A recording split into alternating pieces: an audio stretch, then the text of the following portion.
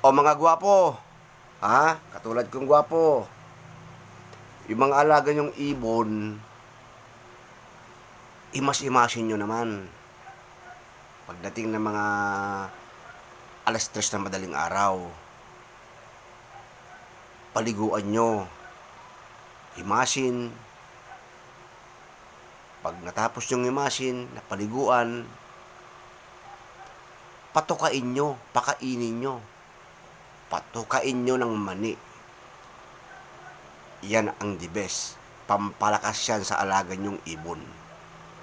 Tumuka ng mani. Para matayog ang lipad. Diba? Oh, ayaw nyo matayog ang lipad? Oh, ang lipad niyan pababa. Diba? Hindi pataas.